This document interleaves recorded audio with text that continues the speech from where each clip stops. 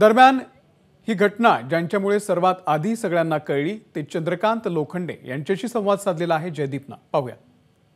उजनीच्या पाणलोट क्षेत्रामध्ये प्रवासी बोट उलटी झाली आणि त्याच्यामध्ये एकूण 7 प्रवासी होते. त्यातले 6 जण बुडाले आणि 7वा जो होता तो पोहत बाहेर आला आणि गाळात रुतलेला होता.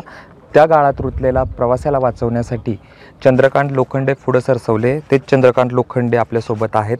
काय नेमकं कालची घटना आहे, काय सांगाल?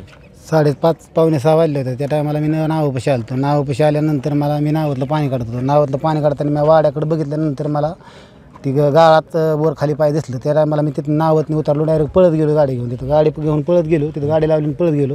पण मला वाटलं की आमच्यातलं माशावाला कोणतरी आहे, त्यामुळे काही ओळखू आलं नाही. गेल्यानंतर मग ती बापूराव ती 2 जण आले. तिकून त्यांना म्हणलं कोणतरी आहे का, म्हणलं चला आपण काढू त्यांना. मग ती 2 जण आले. मग आम्ही गेल्यानंतर त्याला सवच केलं. सवच केल्यावर मग ती ओळखलं त्या माणसाला. मी म्हणलं ही तर आपल्या ओळखीचं आहे. मग त्याला सवच केला, त्याला असं बसावलं. ती मला गोल्या म्हणल्यानंतर ते मग मला ध्यानात आलं की बाबा बोट बुललेली दिसते, त्याशिवाय ही बोला नाही. मग त्याला आम्ही खांद्यावर घेतलं, बाहेर आणलं.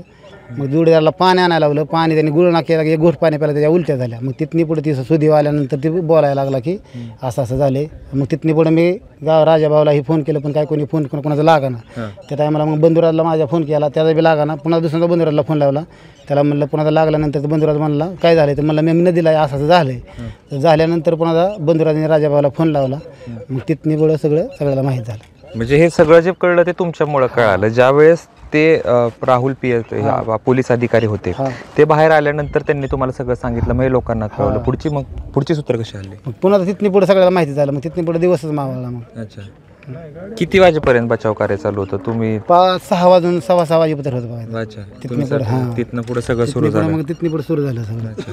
त्यावर कोणच आलं नाही त्याला.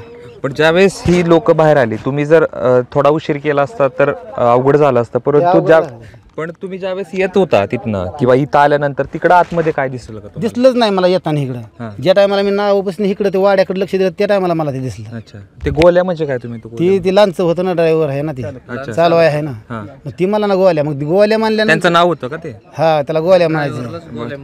अच्छा, हा, ते होतं. मग ते नंतर म्हणल्यानंतर माझ्या ध्यानात आलं की बाबा याला हे असं असं झालेलं दिसते, त्याशिवाय बोलला नाही. तर हे होते चंद्रकांत. त्यांनी सांगितलं की कशा पद्धतीचं हे जे मिशन होतं किंवा त्या ठिकाणी ते पोलीस अडकले होते, त्यांना बाहेर काढलं आणि त्यानंतर जी संपूर्ण यंत्रणा जी आहे ती कामाला लागली. अद्याप देखील ऑपरेशन सुरू आहे. परंतु अद्यापपर्यंत जरी त्या प्रवाशांच्या सामान जरी सापडलेलं असलं तरी ती प्रवासी एकही हाती लागले नसल्याचं प्रशासनाच्या वतीनं सांगण्यात येते. कॅमेरा पर्सन धीरजसह जयदीप भगत, एबीपी माझा, इंदापूर. एबीपी माझा, उघडा डोळे बघा नीट.